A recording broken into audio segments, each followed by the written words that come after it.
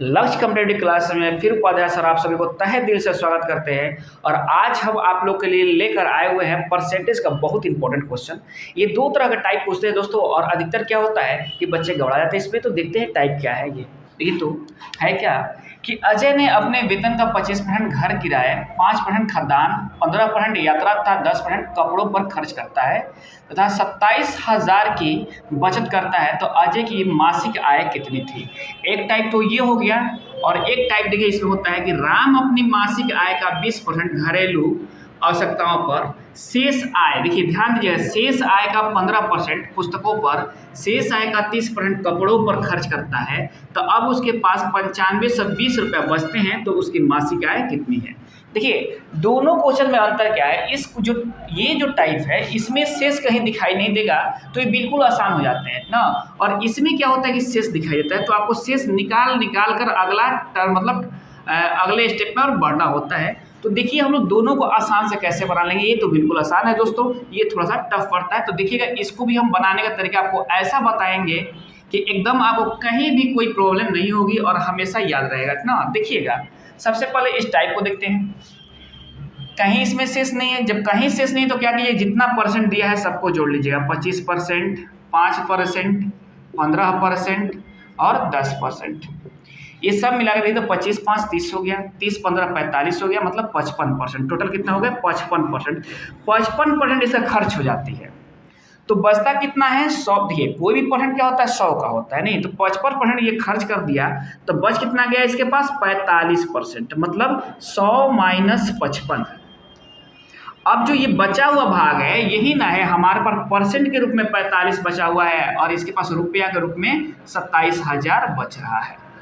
अब आप एक का वैल्यू निकाल दो, तो 27,000 बटा 45, आप परसेंट लिख लिए, गुना 100 कर दीजिएगा। अब ये कटाइए, न 5 45 होता है, न 3 27 होता है, यहाँ 3000 हो गया। अब ये तो क्या होता है? 5 20 5 100 होता है, काट लिए, 3 दूनी 6 होता है, ये हो गया आपको 60,000। तो आपका ऑप्शन बी क्या हुआ? आंसर बन गया दोस्तों। चलिए अगले पर हम देखते हैं, थोड़ा यहाँ समझने वाली बात है। अब देखिए यहाँ क्या कीजिएगा, यहाँ क्या है कि देखिए राम मासिक आय का 20% घरेलू आवश्यकताओं पर, शेष का 15% पुस्तकों पर, फिर कह रहा है शेष आय का 30% कपड़ों पर खर्च करता है ना। तो देखिए सबसे पहले क्या कर लीजिएगा, 100 रुपया मान लीजिएगा यहाँ कि टोटल इसके पास धन था। चलिए 100 रुपया जब आप मान लिए धन था, तो 100 रुपया में 20 रुपया खर्च कर दिया किस पर? घरेलू पर, ठीक ना। तो यहाँ 20 रुपये ये खर्च हो गया, बचा कितना? शेष कितना बच गया इसके पास? ध्यान देते चलिएगा, शेष अब इसके पास बच गया है 80 रुपया। 20 रुपया तक खर्च, आप परसेंटेज भूल जाइए यहाँ, ठीक ना। 20 रुपया तो खर्च किया नहीं, तो कितना बच गया? 80 रुपया बच गया, सबको पैसा मान लीजिए। अब देखिए क्या कर रहा है, ये किस पर खर्च किया है? घरेलू आवश्यकताओं पर लिख दिया, होम पर खर्च किया है ना। देखिए अब फिर देखिए 80 रुपये बचा है, इसमें से शेष का, तो शेष 80 बचा है ना, तो 15% खर्च किया है पुस्तकों पर, तो 80 का 15% निकाल लीजिएगा। ये तो कट गया, 15 8 20 से, मतलब 0 से 0 कैंसिल। तो 12 रुपया खर्च किया किस पर? पुस्तकों पर, मतलब बुक पर खर्च किया है ना। तो 80 में अब 12 रुपया खर्च कर दिया, तो कितना बच गया? 80 में से आप 12 घटा लीजिएगा, 10 में से 2 गया 8 और 7 में से गया 6, 68 रुपया अब आपके पास क्या हुआ है? शेष बचा है। शेष कितना बच गया है? 68 रुपया। देखिए एकदम लिखते चले जा रहे हैं, कहीं आप घबराइएगा नहीं, ठीक ना।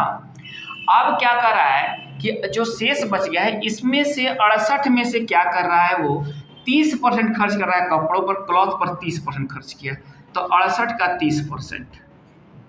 चलिए कितने हो जाएंगे? बटा 100, काट लो, 8 के 24, 36, अगर हाँ देखो तो 8 के 24 के 4, 36 18 और 2 20, तो अब कितना हो गया? 10 है नीचे, इसीलिए मतलब 20.4 रुपया खर्च कर दिया किस पर? वो क्लॉथ पर। अब शेष कितना बच गया उसके पास? देखिए इसके खर्च करने के बाद शेष कितना बचा है, तो शेष देखिए बचा है कितना?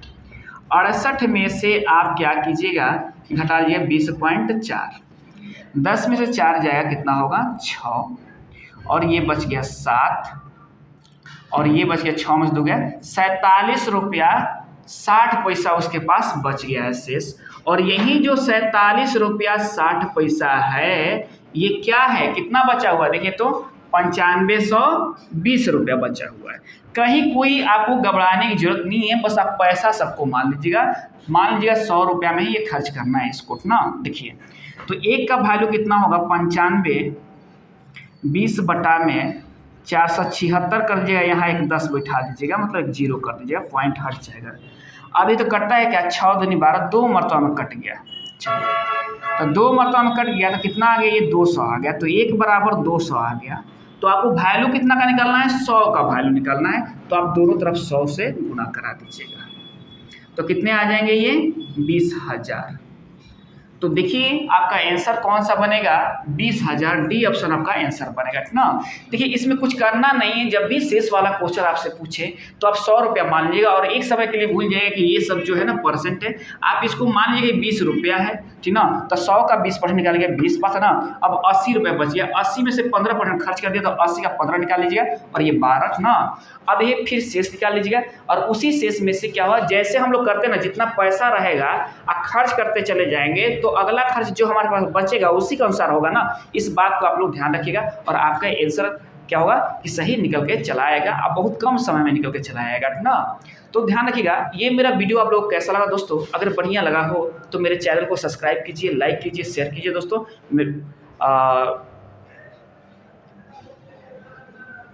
ये मेरा वीडियो आप लोग कैसा लगा दोस्तों, अगर बढ़िया लगा है तो मेरे चैनल को लाइक कीजिए, सब्सक्राइब कीजिए, शेयर कीजिए दोस्तों, मुझे सपोर्ट कीजिए दोस्तों। धन्यवाद।